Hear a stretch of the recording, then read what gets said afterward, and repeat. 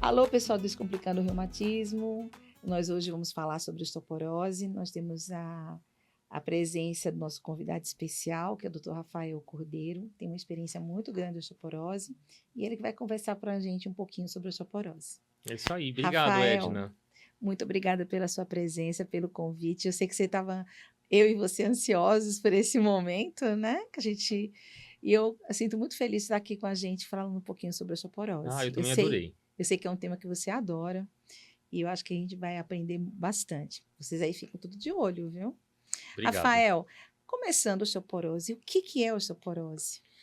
Olha, acho que essa pergunta é a pergunta inicial para que a gente consiga desenvolver aí as nossas conversas, né? A osteoporose, ela é uma doença esquelética que vai diminuir a quantidade de osso e a qualidade do osso. Então, o resultado disso vai ser um osso frágil. E o osso frágil, ele tem um risco muito mais alto do que? De fraturas. Então, essa é a consequência principal da osteoporose, a fragilidade óssea que leva a fraturas. Então, vamos dar uma olhadinha aqui no telão? O que a gente tem de uma figura interessante para poder entender isso direitinho e os pacientes aí de casa, ou os familiares dos pacientes aí em casa, conseguirem também entender tudo sobre osteoporose. Então, essa primeira imagem aqui é de um osso normal. O que a gente consegue ver nesse osso normal que está representando o fêmur, que é o osso da coxa, o maior osso do corpo humano? A gente consegue ver essa capa óssea mais compacta e os poros do osso mais no seu interior, e isso é normal. O osso tem poros, tá? O problema é quando esses poros aumentam, quando essas trabéculas, que são essas traves normais, elas começam a ficar muito fininhas, né? E o osso consequentemente fica frágil. E é isso que vai caracterizar então a osteoporose, tá? Eu acho que para entender melhor, a gente tem que pensar que o nosso osso, ele está em constante renovação. Isso a gente chama, até tem um termo para isso, a gente chama de remodelamento ósseo. Então, acontece reabsorção de osso e formação de osso, isso como processos normais. Só que na osteoporose, predomina muito a reabsorção em relação à formação. E aí o paciente ele começa a perder massa óssea de forma importante, a ponto de ficar com um osso frágil. Então é isso que é a osteoporose. É uma doença de fragilidade óssea. Ok.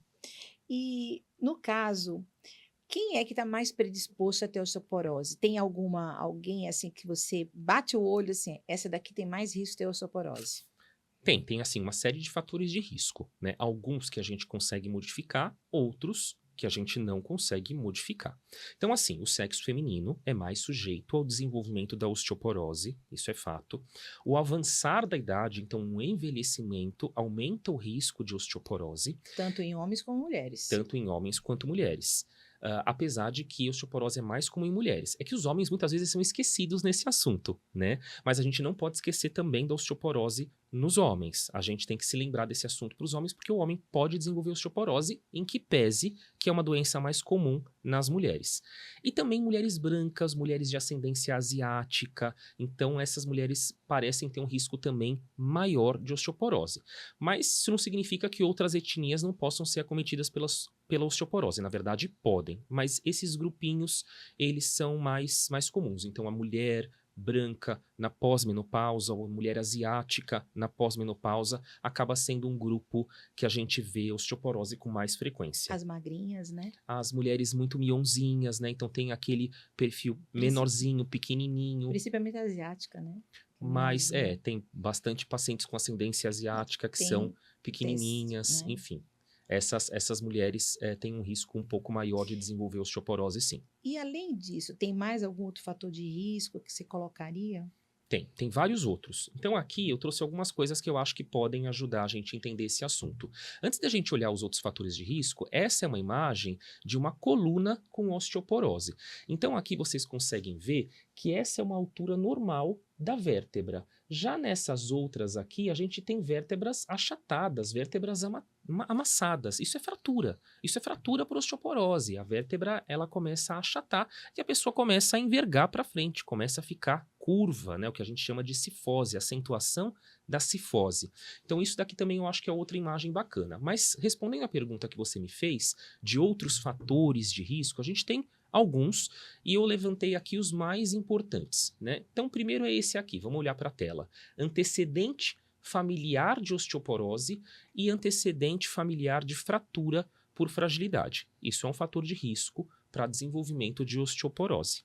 O que Né? seria essa fratura por fragilidade? Então, nossa, essa pergunta é fundamental. Fratura por fragilidade é aquela que acontece por um trauma de baixa energia. Tá? Então aqui eu não estou falando de um acidente automobilístico, eu não estou falando de uma pessoa que foi atropelada por um caminhão, porque aí todo mundo fratura mesmo, né? Eu estou falando de fraturas que não podem acontecer porque elas são por traumas mais leves, bobos. Então o paciente com osteoporose ele pode fraturar porque ele teve uma queda boba de própria altura, ou eventualmente ele pode fraturar espontaneamente. Isso pode acontecer na osteoporose quando o osso é muito frágil. Então, essas fraturas em situações normais não devem acontecer. Elas acontecem porque o paciente tem uma doença que torna o osso dele frágil. E se ele tem um antecedente familiar próximo que tem osteoporose, que teve uma fratura desse tipo por fragilidade, ele tem, até por uma questão genética, um risco maior de desenvolver osteoporose também. E lembrando que essas fraturas de fragilidade, elas são, às vezes, um espirro, né? Algum movimento mais brusco. A gente estava até comentando, né? Que às vezes a avózinha, com osteoporose bem severa, leva um abraço do neto, pode ter fratura costal, né? Nossa, já tive pacientes assim. Já tive paciente, por exemplo, que fraturaram costela tossindo, fraturaram com um abraço, fraturaram coluna, por exemplo, voltando da feira, quando foram colocar a parte dos legumes no balcão de baixo da geladeira, sabe? Uhum. Aí abaixou, fez a flexão, né, do tronco para colocar os alimentos ali e fraturou a coluna. Então, são situações de muita fragilidade óssea e o paciente ele fratura eventualmente até de maneira espontânea, né? Então, a gente tem como intervir nisso, tem como tratar essa fragilidade toda para diminuir o risco de fraturas. Além do antecedente familiar, ou sedentarismo, né? Que a gente tem também muita, ó, vê, até né? trouxe aqui, ó, baixo peso, a gente estava comentando, né? Daquele perfil mais minhonzinho. O sedentarismo também favorece a diminuição de massa muscular e de massa óssea, é algo importante. Olha aqui outro também super importante, tabagismo e etilismo. Então faz parte, né, da prevenção da osteoporose e do tratamento da osteoporose parar de fumar. Independente da quantidade de cigarro, né? Independente. A gente hoje não enxerga uma quantidade segura para fumar cigarro. Não tem uma quantidade de cigarros que seja segura. Isso vale para a osteoporose, mas vale para todas as outras doenças atreladas a cigarro, como, por exemplo, doença coronariana, câncer, enfim. Não tem uma quantidade segura de cigarro que a pessoa possa fumar e se sentir num risco igual da população geral que não fuma. E o etilismo? O etilismo também é uma outra questão.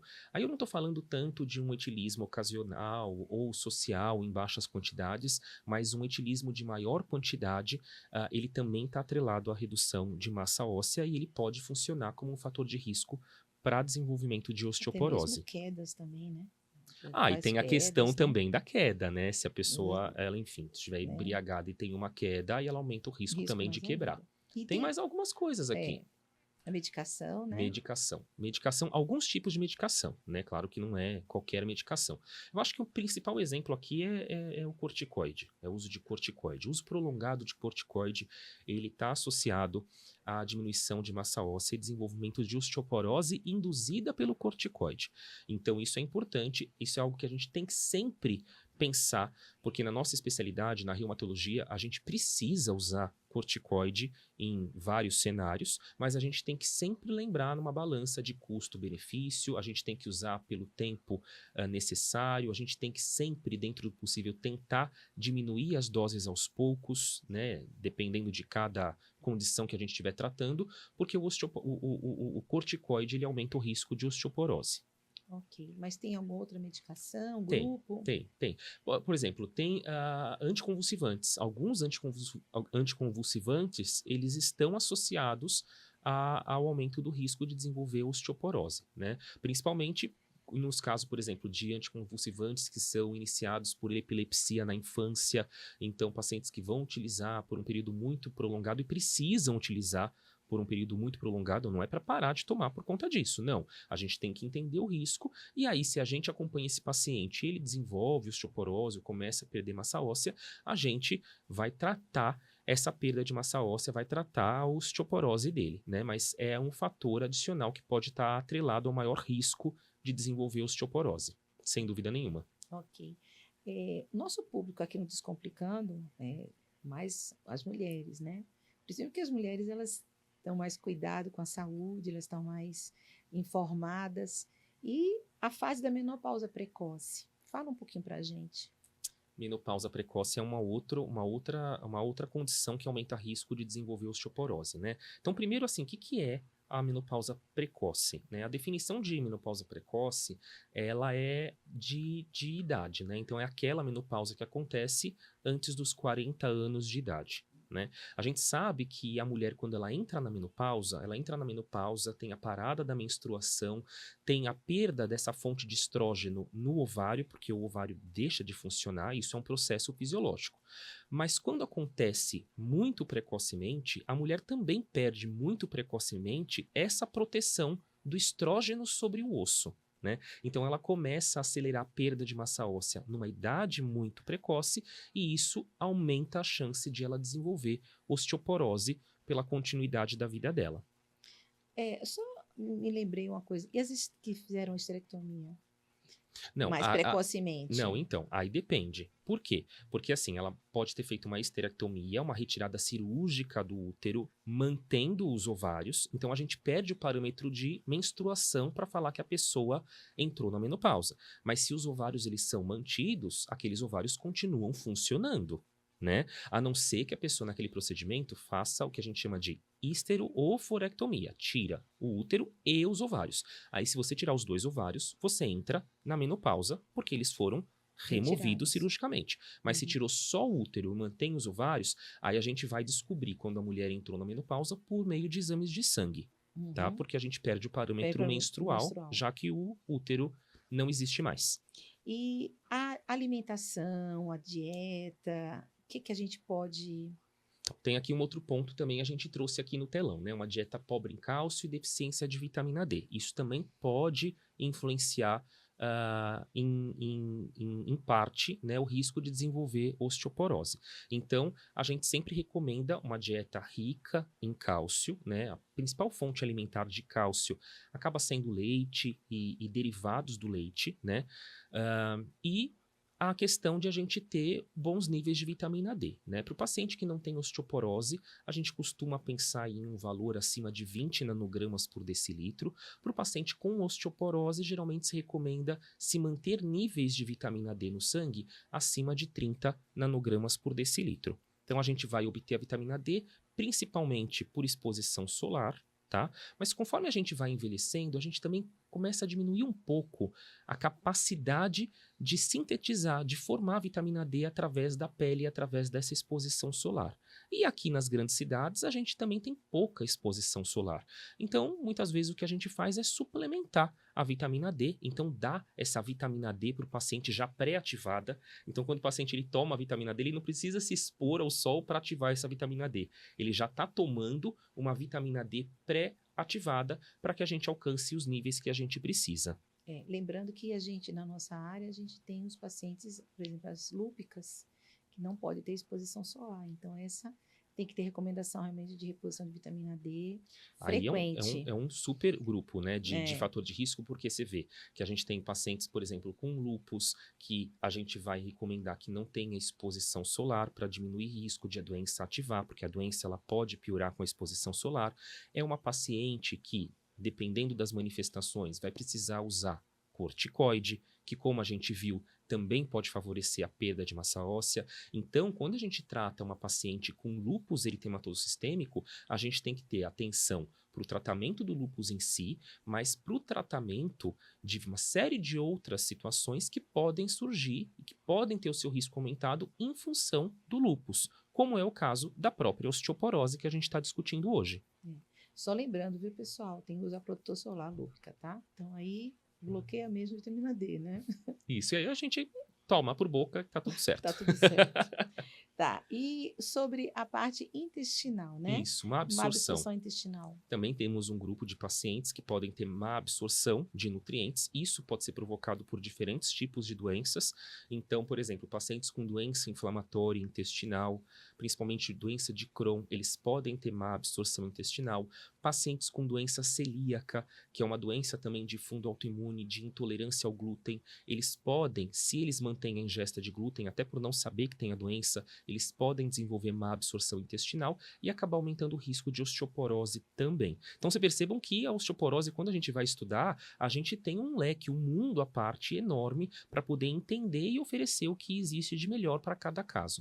E lembrando que também nessas doenças intestinais, às vezes o próprio leite não é muito recomendado, né? Porque às vezes pode ser que piore o quadro intestinal, Tem pacientes né? que têm intolerância, né, a leite e derivados, podem ter não só intolerância à lactose, mas alergia à proteína do leite. Então, esses quadros existem também. Se a gente não consegue obter pela dieta o que a gente precisa de nutriente, a gente consegue suplementar isso para o paciente, dentro das necessidades dele. A gente agora vamos pensar nas doenças endócrinas, né? Então, fala um pouquinho pra gente. Qual seria a principal, assim, talvez se...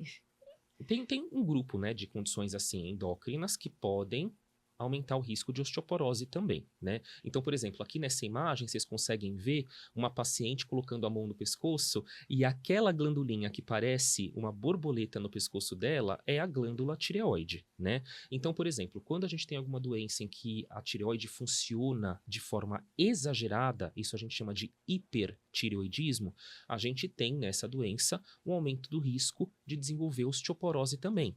Tem pacientes, por exemplo, que têm uma doença chamada hiperparatireoidismo primário. Já é o funcionamento exagerado de umas glandulinhas pequenininhas, né, que se chamam paratireoides, mas não é bem a tireoide, mas elas ficam muito próximas da tireoide, e quando elas funcionam de forma exagerada, né, caracterizando essa doença, hiperparatireoidismo primário, o paciente pode também, como consequência dessa doença, desenvolver osteoporose. E os pacientes diabéticos mal controlados também tem um fator de risco adicional para a perda de massa óssea. Só lembrando que a paratireoide vai fazer a regulação do cálcio, né? Daí a importância dela, regulação do cálcio. E existe também os hiperparas secundários de outras doenças, né? Atrelados a outras condições. Outras condições. Então, até doenças renais, né? Que às vezes vem junto o hiperpara já secundário, né? E o que o paciente com osteoporose sente, Rafael? Essa pergunta é boa. Essa pergunta é boa até para a gente desmistificar algumas coisas, né? A osteoporose, ela é uma doença silenciosa. Então, muitas vezes o paciente ele vem com queixa de dor, mas a dor, em geral, ela não vai ser explicada pela osteoporose em si. A osteoporose, e mais nada, ela é uma doença silenciosa. Então, se o paciente só tem osteoporose, ele não vai ter dor pela osteoporose. Isso precisa ser entendido, tá? A osteoporose, ela é uma doença que aumenta o risco de fraturas. É uma doença de fragilidade do osso que aumenta o risco de fraturas. As fraturas, que não são a doença em si, são a complicação da doença de base, que é a osteoporose. Aí as fraturas podem, claro, gerar dor, né? Mas a osteoporose sozinha, ela é uma doença que não dói.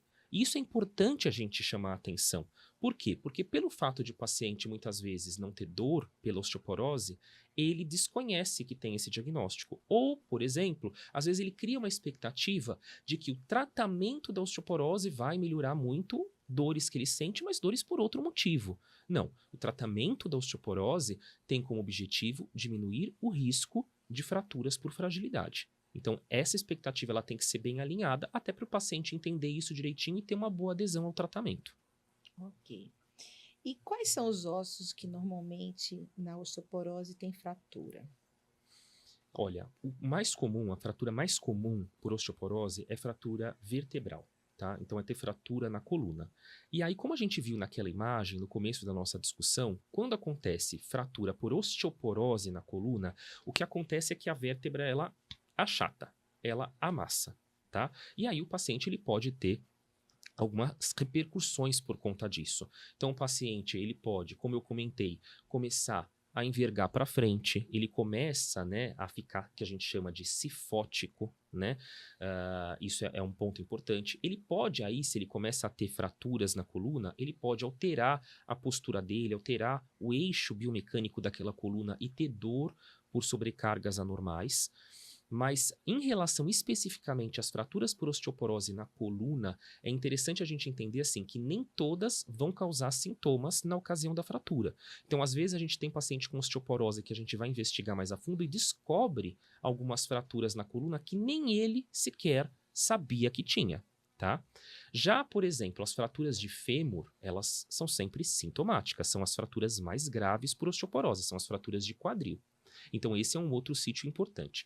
E um outro local comum de fraturas por osteoporose é o antebraço. Então, essa parte do antebraço, né, que a gente chama de rádio distal, então próximo do punho, ela é um outro local muito comum de o paciente fraturar quando ele tem osteoporose. Aí ele tem uma queda de própria altura, protege, né, com as mãos o rosto e acaba fraturando o antebraço. Então, um outro local super frequente de fratura por osteoporose. Esses são os mais comuns, né? O mais frequente de todos. Vértebras, rádio distal, que é essa parte próxima do punho, e fêmur. Só me lembrei uma coisa, sempre as fraturas de fêmur vão ser resultado cirúrgico, né? Isso, aí as fraturas de fêmur, o paciente é a situação mais grave, né, de todas.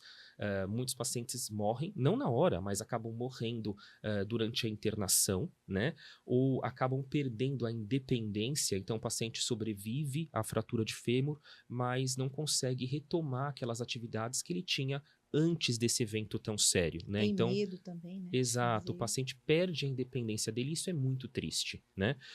E as fraturas de fêmur, elas são fraturas cirúrgicas, de fato. Só que o que não pode acontecer? Não pode acontecer de o paciente internar para tratar uma fratura de fêmur e sair de lá com a complicação da doença tratada, mas a doença osteoporose sem tratamento. Isso a gente vê com frequência. Então, o paciente ele recebe o tratamento para fratura, que é a complicação da doença, mas fica sem tratar a osteoporose. E aí, o que acontece? No ano que vem, no ano seguinte, ele está lá de novo, fraturado com alguma outra fratura. Então, isso é algo importante de a gente chamar a atenção. A gente precisa tratar a osteoporose. O ideal é que a fratura nunca aconteça, mas se ela acontecer, a gente tem que tratar para diminuir o risco da segunda, da terceira, da quarta fratura. Realmente. E qual é o efeito? Como é que é feito o diagnóstico da osteoporose? Bem, a osteoporose, a gente tem um exame que a gente consegue avaliar a densidade mineral óssea, conseguir diagnosticar a osteoporose. Então, o nome desse exame é a densitometria óssea, né? É um exame importante na nossa prática clínica, mas a gente também pode falar em diagnóstico clínico da osteoporose. Então, por exemplo, aquele paciente que teve a fratura por fragilidade, então teve uma fratura de vértebra, teve uma fratura de fêmur, teve uma fratura de antebraço, e por um trauma de baixa energia, então ele fraturou porque ele teve uma queda boba de própria altura, fraturou espontaneamente. Isso não pode acontecer em uma situação de osso saudável. Se isso acontece, isso também caracteriza clinicamente a osteoporose, tá? Então, o diagnóstico pela densitometria óssea, ele pode ser feito a partir dessa análise, e a gente também tem como falar em osteoporose a partir de um diagnóstico clínico. Ok. E o que o Ministério da Saúde adverte para ser feito a densitometria óssea? Que população? A gente tem uma recomendação, né, do Ministério para que todas as mulheres com 65 anos ou mais de idade façam, né, a densitometria óssea como uma forma de rastreio de osteoporose, e que todos os homens com 70 anos de idade ou mais também façam a densitometria óssea para a gente poder fazer esse rastreio de osteoporose. Agora, veja, isso para a população geral. Se o paciente ele tem algum daqueles fatores de risco que nós vimos, que a gente discutiu, então o paciente ele fuma, é um paciente que tem um antecedente familiar de osteoporose, um antecedente familiar de fratura por fragilidade, é um paciente que usa corticoide por algum motivo, é um paciente que enfim, tem uma doença autoimune sistêmica, então tem uma artrite reumatoide, tem um lúpus, né, que também estão associados ao aumento do risco de desenvolver osteoporose, aí a gente acaba antecipando a realização da densitometria óssea e faz a densitometria óssea em idades inferiores a essas recomendadas para a população geral sem fatores de riscos associados. E como é que a gente pode prevenir a osteoporose? É uma pergunta legal também, né? Então, quando a gente fala em prevenção, eu acho que um ponto importante de a gente entender é que boa parte da nossa massa óssea ela é determinada pela genética, tá? Então, a gente fala aí algo em torno de 70%, 80% da nossa massa óssea relacionada à nossa genética. Isso a gente não consegue mudar. Então, em torno de 20% a 30% do que a gente tem de osso está atrelado à parte de hábitos de vida. Isso a gente tem como modificar, tem como melhorar, mas é algo que a gente tem que pensar ao longo da vida toda, né? Então, o que a gente teria que fazer para diminuir o risco de desenvolver osteoporose ao longo da vida, principalmente numa faixa etária mais elevada? Então a gente tem que ter uma boa nutrição, isso é fundamental, e incluindo, é claro, né, a questão de ter uma boa ingesta de cálcio na dieta, tá? Então esse é um ponto. A atividade física regular é importante, porque a massa óssea e a massa muscular, elas estão em pleno alinhamento, então a gente ter uma boa massa muscular, a gente geralmente acaba tendo uma boa massa óssea também, então a atividade física regular, ela também é importante para diminuir o risco de desenvolver osteoporose. E a questão, por exemplo, de não fumar, né? Não fumar nunca.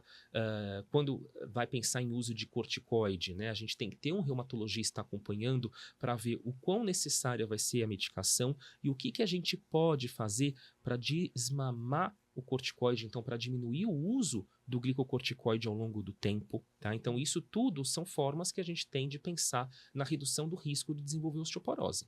Mas como eu falei, né, tem uma questão genética para o desenvolvimento da osteoporose também.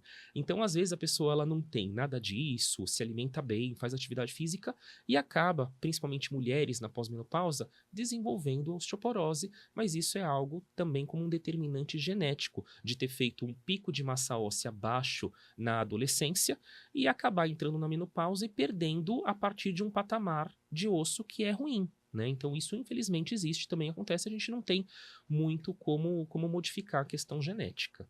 Até que idade, Rafael, a formação de osso? Olha, a gente tem um pico de massa óssea que ela acontece na adolescência e idade adulta jovem, né? A gente estima que a partir dos 26, 30 anos de idade, o paciente ele já comece a perder um pouquinho, tá? Mas a perda mais abrupta é quando acontece, por exemplo, na mulher, a menopausa, a falência ovariana. Aí a perda ela é acelerada. Eu acho que na questão de prevenção, eu acho que tem que começar realmente na adolescência, né? Desde a infância, se a gente for pensar, né? Boa nutrição, estímulo à atividade física, né? É algo para ser incorporado como uma rotina desde a infância. Aqueles 30% vai estar ali, né? A sua cotazinha de perder na menopausa, nós mulheres, Exato. nossa cota vai estar ali. Aí a gente está pagando antes para perder depois. Exatamente. É isso aí. E qual a diferença entre a osteoporose primária, que seria essa osteoporose que a gente está vendo, né, da idade, da pós-menopausa, da osteoporose secundária? Certo. Então, assim, a osteoporose primária é essa osteoporose atrelada ao envelhecimento e atrelada principalmente a esse status de pós-menopausa, tá? Quando a mulher perde essa proteção do estrógeno sobre o osso, tá? Então, quando a osteoporose ela é explicada por essa situação, não há alguma outra condição ou doença que faça a pessoa perder osso, isso a gente vai chamar de osteoporose primária. Tá?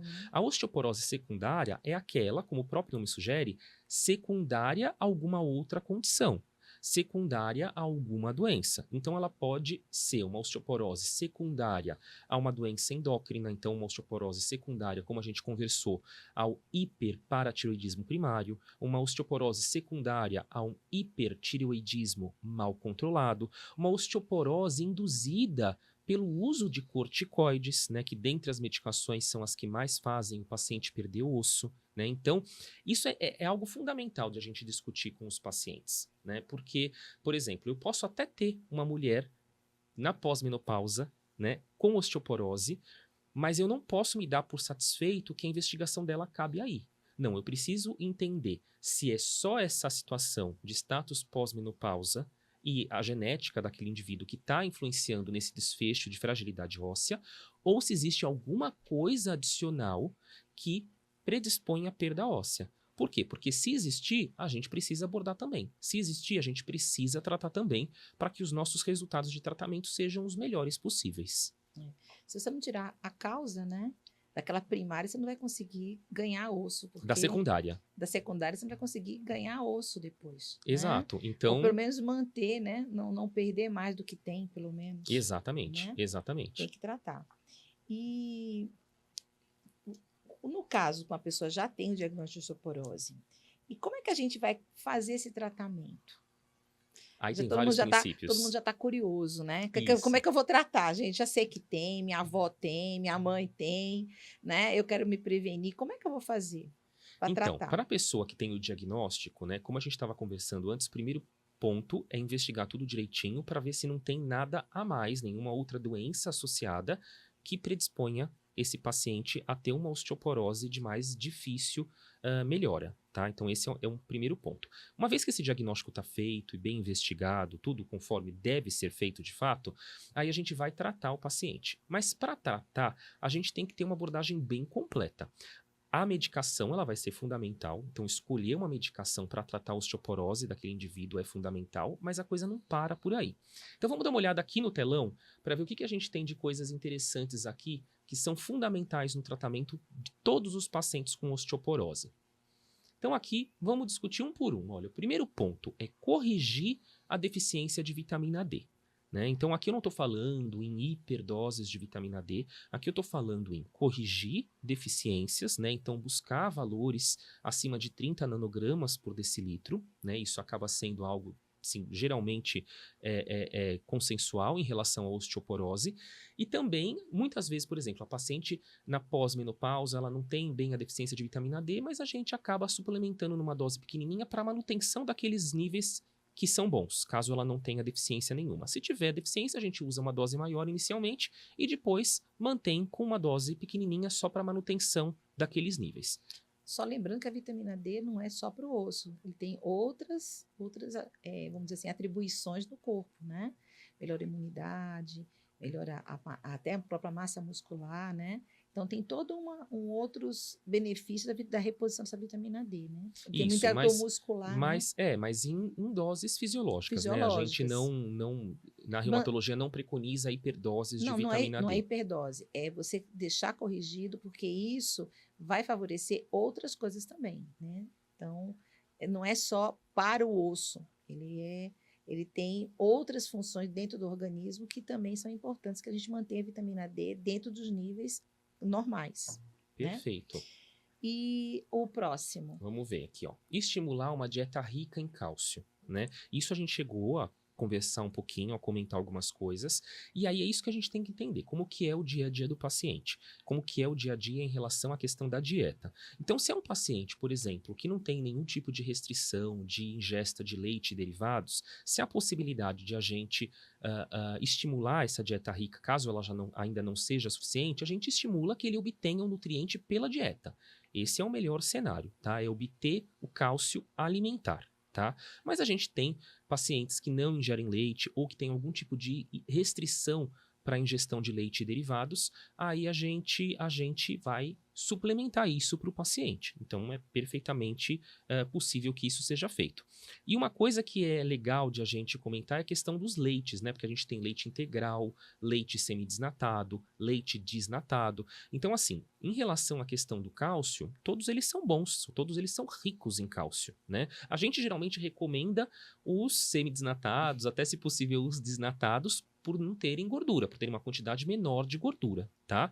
Mas em relação a cálcio, mesmo os leites desnatados, eles são leites muito ricos em cálcio, né? Então a gente pensa aí, como eu cheguei a comentar anteriormente, né? Em 3 copos de leite por dia ou 2 copos de leite por dia, mais algum outro derivado, então um iogurte, uma fatia grossa de queijo branco, né? E se isso não for possível, aí dependendo do que o paciente ele tem de ingesta habitual, a gente vai dar uma complementada com o cálcio em comprimidinho.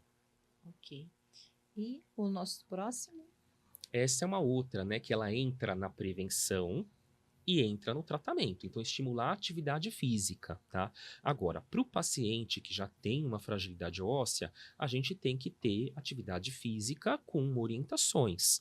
Então, assim, em geral, a gente estimula alguns exercícios resistidos dos membros, a gente estimula caminhadas, então isso acaba auxiliando no tônus muscular e também na preservação de osso, mas a gente tem que sempre entender qual que é o cenário em que o paciente vive. Tá? Não adianta, por exemplo, eu chegar para um paciente idoso e falar para ele caminhar no quarteirão de onde ele mora, se onde ele mora ele tem uma calçada muito ruim para se fazer caminhadas, uma calçada quebrada, uma calçada irregular. Não adianta eu falar para ele fazer caminhadas, mas não orientar que ele tem que fazer caminhadas com um tênis, com um calçado confortável, mas que tem uma boa estabilidade no pé. Não adianta a gente caminhar com qualquer calçado, porque isso, no final das contas, aumenta o risco de quedas. Então, tudo isso eu acho que é interessante de a gente discutir com o paciente, discutir com o idoso, conversar com a família do paciente, para que a gente consiga aproveitar o máximo da atividade física regular. Queria que você falasse um pouquinho sobre hidro. Seria uma atividade física legal para osteoporose? Olha, eu gosto muito dos exercícios na água, mas os exercícios na água, eles não são os mais benéficos para a parte de massa óssea, tá? Então, eu gosto dos exercícios na água, eu acho que eles são muito interessantes sob o ponto de vista de melhorar a performance cardiopulmonar, elas ajudam muitas vezes a perder peso, porque o paciente, ele tem um gasto energético também dentro da água. Os pacientes, às vezes, que vão começar atividade física e têm uma certa dificuldade por conta de exercícios de impacto, eles começam na água, por vezes, eles acabam se encontrando, né, dentro da água. Então eu vejo muitas vantagens do benefício de exercício na água, mas para osteoporose especificamente, para ganho de massa óssea, não são os melhores exercícios. Acaba sendo melhor o exercício resistido. Por exemplo, a própria musculação, né? Musculação é muito bom para músculo e para osso, desde que seja nesse perfil de maior risco supervisionado, né? Então, tem vários outros atores aí dentro dos cuidados da osteoporose que tem que ser lembrados, como fisioterapeuta, como profissional de educação física. E as caminhadas também, elas auxiliam nessa questão de osteoporose, mas tem que ser a caminhada dentro do que é ideal, para que o paciente ele não tenha um aumento do risco de quedas. Só lembrando, quando fizer musculação, o paciente tem que avisar o professor que ele tem osteoporose. Porque Não, alguns exato. exercícios, eles não são recomendados. Em geral é bom, mas alguns não é recomendado, dependendo até do grau que você tem de osteoporose. Né? Eu sempre, no meu consultório, Edna, eu tento sempre me comunicar com todo mundo, seja com os outros colegas médicos, sejam com os outros profissionais de saúde que vão atuar nos cuidados do meu paciente.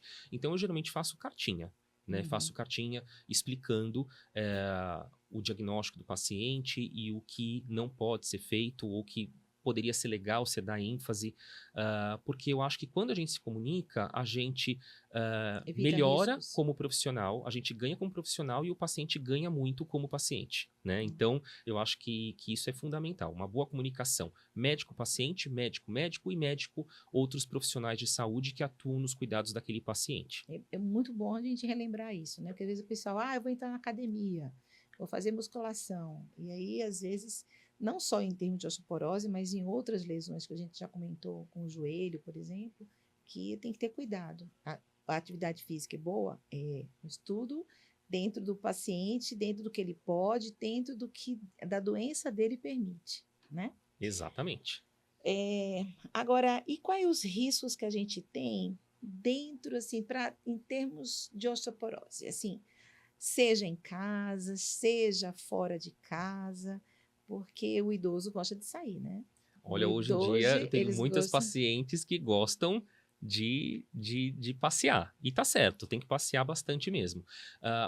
Assim, você vê que a gente está colocando aqui alguns itens, até agora eu não falei de medicação para tratar a osteoporose. Eu estou falando em algumas suplementações quando necessário, falamos de atividade física e a gente tem que lembrar ainda uma outra coisa, que não estamos falando ainda de medicação, que é diminuir o risco de quedas, tá? E aí a gente tem que pensar em uma série de adaptações, né? Adaptações em casa, isso é fundamental porque a maior parte das quedas acontecem dentro de casa, e diminuir o risco de quedas dentro do possível com atitudes fora de casa. Então, primeiro ponto é a questão de calçados, né?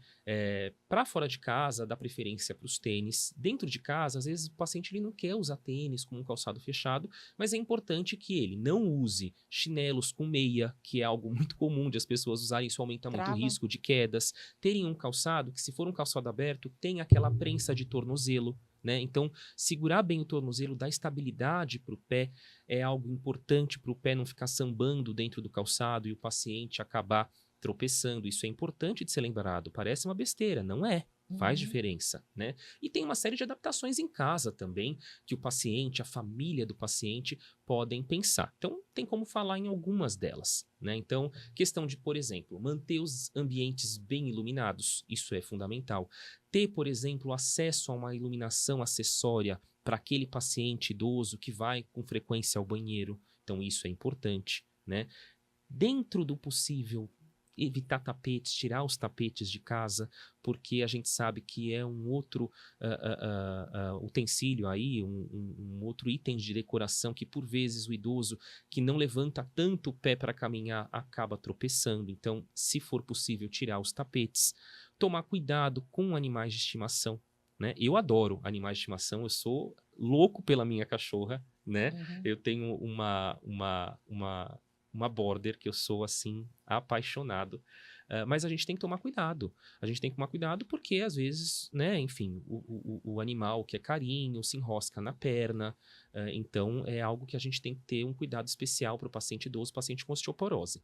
E algumas outras adaptações. Então, por exemplo, isso, inclusive, cheguei a fazer recentemente na casa, no apartamento dos meus avós, né? Algo que dá para fazer e que não é de alto custo. São aquelas barras de suporte no banheiro, né? Então, ter barras de suporte, de apoio próximo ao vaso sanitário, dentro do box onde o indivíduo idoso toma banho, né? É algo que dá uma segurança a mais, ajuda ele a apoiar, ajuda ele a segurar e acaba diminuindo o risco de ele ter uma queda ou de ele não ter onde se segurar caso ele perca um pouco o equilíbrio. Ter cuidado com o piso, né? O piso Piso, do chuveiro, que às vezes está molhado, piso. escorregar, Então, eventualmente, ter aqueles tapetes antiderrapantes, aí derrapante, eu não estou falando como item de decoração, mas como um item de de segurança, segurança. né? Alguns tipos de piso, eles são antiderrapantes também, então, se houver essa possibilidade, eu acho que ela pode ser considerada, né, para diminuir tudo que possa diminuir o risco de quedas, é muito válido no tratamento do paciente com osteoporose para a gente diminuir o que a gente não quer que aconteça, diminuir o risco da fratura. Ok. E agora vamos falar um pouquinho, né? Agora vamos chegar nas Medicações, né? Então, assim, quando o paciente tem osteoporose, a gente precisa tratar. Tá? A gente não vai pensar na osteoporose como uma doença que não vai precisar de medicação. Não, a gente precisa tratar a osteoporose com medicações específicas para a osteoporose, né? Hoje, felizmente, a gente tem várias opções no mercado. A gente tem tanto opções que bloqueiam a reabsorção do osso, então isso existe, né? Existem também hoje opções de medicações que estimulam a formação de osso novo. Então também é algo muito interessante e muito legal. Tá? É claro que assim, a escolha da medicação, se vai ser um antirreabsortivo, se vai ser uma medicação que forma o osso, se vai ser uma medicação oral, se vai ser uma medicação injetável, isso depende de uma série de variáveis, de uma série de questões. Vai depender da gravidade da osteoporose do nosso paciente, vai depender se ele já teve alguma fratura por fragilidade ou não, vai depender de custos, né? Se ele tem a possibilidade de ter acesso a determinados medicamentos, então isso também tem que ser considerado. Vai depender de o paciente ele ter eventualmente alguma contraindicação específica para uso de alguma medicação específica. Então tudo isso, quando a gente vai escolher medicação, vai ser considerado, tá? Agora tem um ponto que é fundamental, que não vai mudar nunca, que é a adesão ao tratamento. A adesão, ela é o ponto essencial para que a gente tenha sucesso no tratamento da osteoporose, para que a gente consiga impedir a perda continuada de massa óssea, consiga, se for possível, ganhar massa óssea, né, e consiga diminuir o risco de fraturas. Então, a adesão, ela tem um papel fundamental no tratamento das doenças crônicas e com a osteoporose não é diferente. Qual é o grande problema da adesão do paciente para tratar a osteoporose? Porque quando a gente fala em adesão, né, a gente quer um remédio mágico que você tome um só e nunca mais precisa tomar nada, né? Quando a gente vai para as doenças crônicas, que é o nosso caso, né?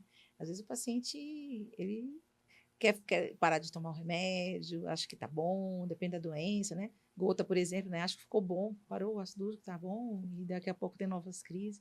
A osteoporose não é diferente, né? Não. Aquilo que a gente não vê, né, um resultado, aquilo que a gente, assim, olha, se eu parar de tomar, um diabetes, por exemplo, né? Você para de tomar o remédio, você sabe que o açúcar subiu. Então, você tem um parâmetro para saber que a medicação está fazendo efeito e que precisa continuar tomando.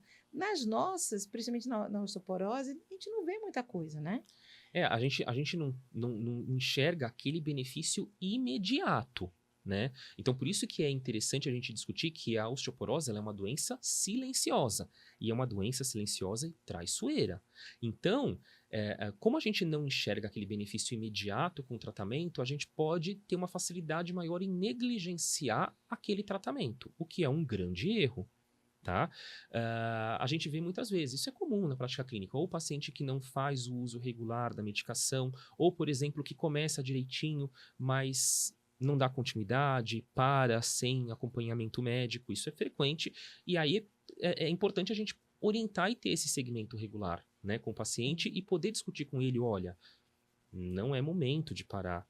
Ou, olha, a gente pode nesse momento dar umas férias para você, digamos assim, da medicação. Ou em algumas situações, olha, a gente ganhou bastante osso, mas a gente não pode parar determinada medicação e ficar sem nada. A gente pode parar uma medicação, mas tem que colocar uma outra no local para conseguir manter aquele osso que a gente ganhou. Então, assim, isso faz parte de uma boa conversa, né? E dessa discussão. Claro que o paciente ele sempre vai decidir o que ele quer para a vida dele, mas cabe a nós, enquanto médicos reumatologistas, orientar o paciente da melhor maneira e explicar para ele, até para alinhar as expectativas de que a gente está tratando a osteoporose para diminuir o risco de fraturas por fragilidade.